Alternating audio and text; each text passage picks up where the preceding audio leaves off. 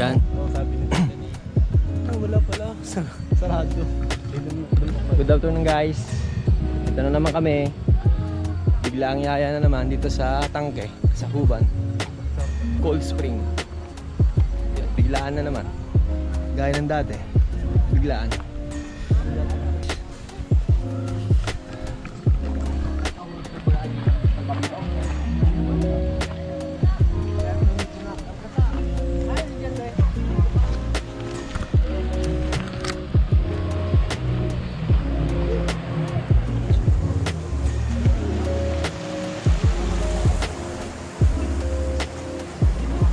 Baka ano nila yan, baka tawag nito, i-improve, ayusin, palalaymin ano.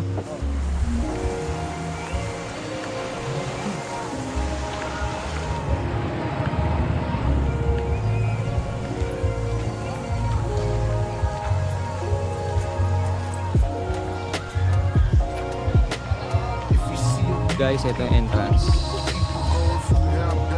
Second time pala niya dito. Ako, first time ko dito.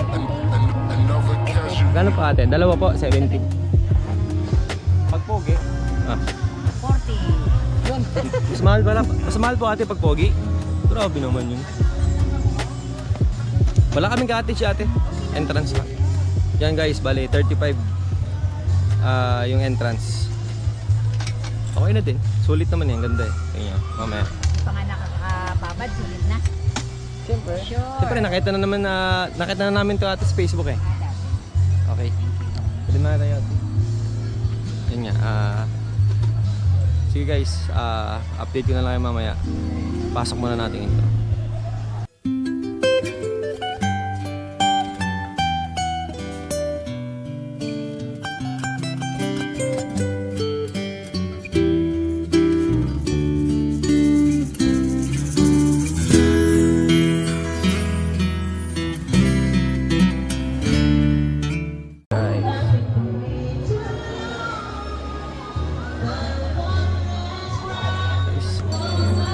Cottage guys, oh. Daming naliligo.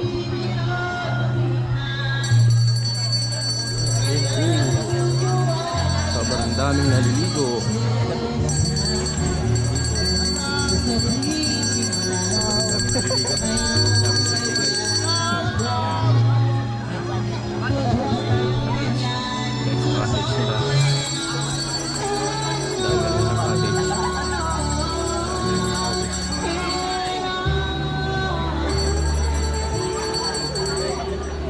Saan tayo, Loren?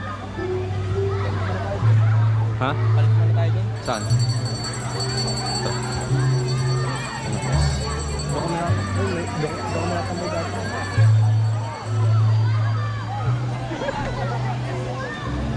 Pala yun guys, dami nilang cover. Dami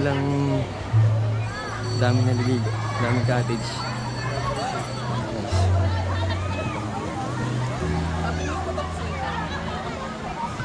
Papalit muna tayo guys ng damit.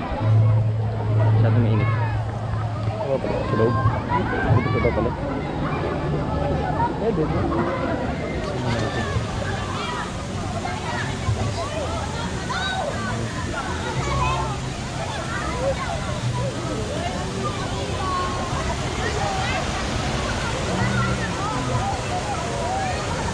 Kita nyo naman guys, sobrang daming naliligo.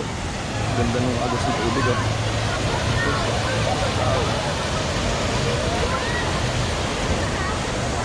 Naliligo. Guys, palit muna tayo ng damit pangligo. 10 seconds later.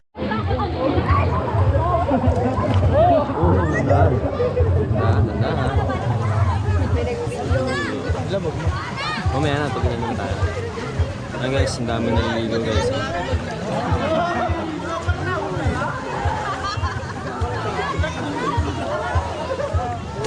Sorry Ten, wala ka ulit. Hindi ka namin kasama. Wawa.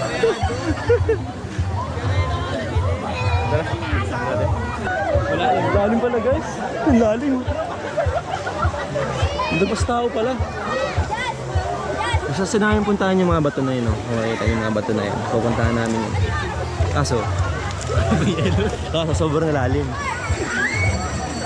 Sa sobrang lamig pa.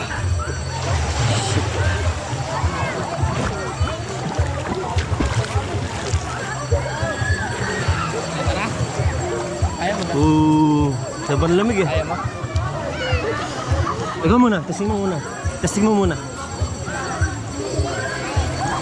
Lalim ah. Lalim?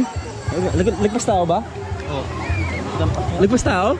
Naupo. Ano pa natin makapunta doon? Lampas. Lagpas tao ba? Ayan guys, madulas pala yung hagdan dito kasi puro lumot. Sarap. Puro lumot yung hagdan. Nilalamig na kami, hindi pa kami nakakatubog. Paano natin mapabutaan yun? Silugog mo. Ang ano, sumubog ka pa. Lamig guys, sobrang lamig. Tapos yung ano pa, malalaki yung bato, tapos malumot. Tangina na lagpas tao nga, boy.